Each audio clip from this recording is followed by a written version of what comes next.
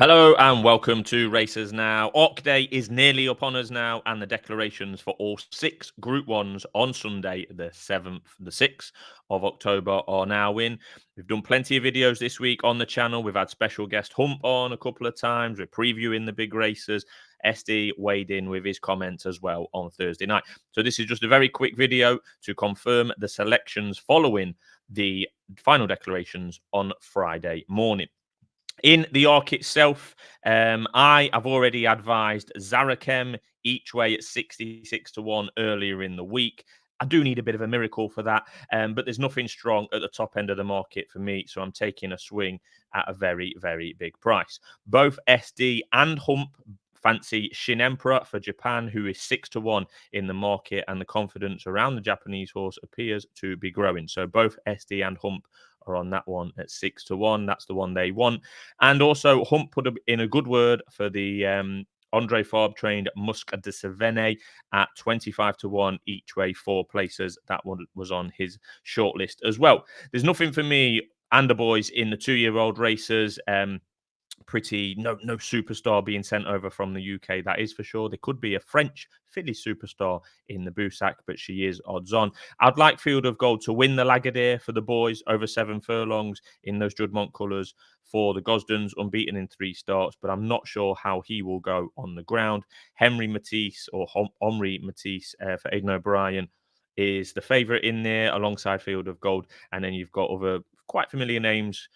Cowboy of the County, Camille Pizarro, etc. also in there, but no official bets in the 2-year-old racers. The Abbaye, the draw's out for that today, the 5 furlong sprint. Bradsell and Believe in rematch. We've seen them do battle numerous occasions already this year. Bradsell is drawn in 9. It very much pays to be drawn low in this race traditionally. Bradsell in 9, 3 to 1. Believing in store 5 is 7 to 2. Believing has had a fantastic season, finishing second in Group 2s and Group 1s all over the place. Nothing against her at all. I like her. I just think that Bradsell is a better horse than her.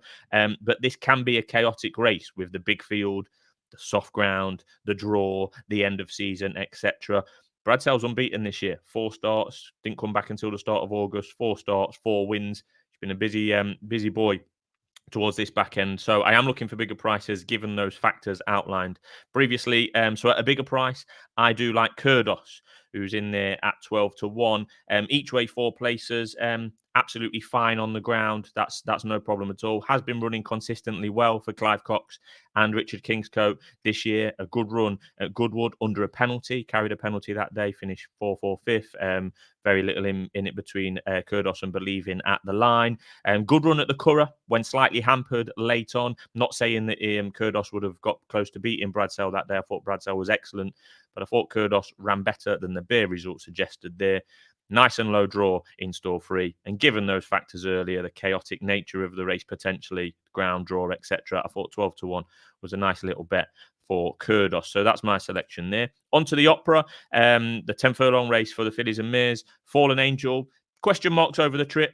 Trying 10 furlongs for the first time, although she is likeable. She had quite a long time off during the height of the summer, ran really well in the Group 1 last time at Leopardstown. Likeable, stepping up in trip here. Ylang looks too short for me. She's 4 to 1. On what we've seen so far this year, I think that's pretty short. I mean, but you wouldn't put it past, Connections, O'Brien, Moore, etc.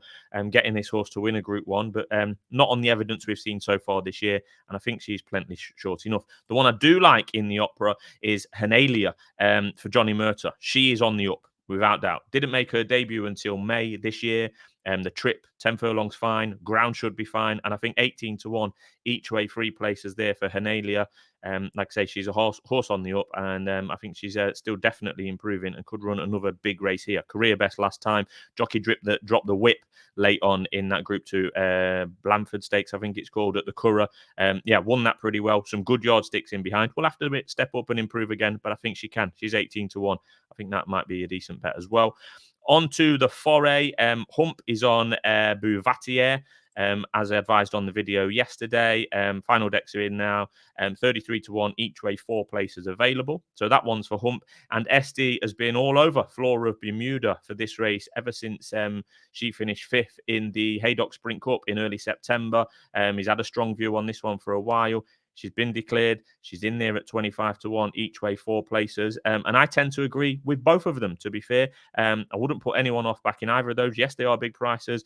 Beauvatier, 33 to 1. Flora, Bermuda for SD at 25. And I'll probably end up backing both of them myself, to be honest. So there's just a summary of the bets that we've put up for Arc Day this Sunday, from Paris Longchamp, Shin Emperor, all the rage from the boys. Very international field about the race. And as usual, all the bets that we've advised will be in the description below. So thanks for watching this week. Really massive week, massive end to the season. And we'll start looking forward to the jump soon enough. Thanks for tuning in.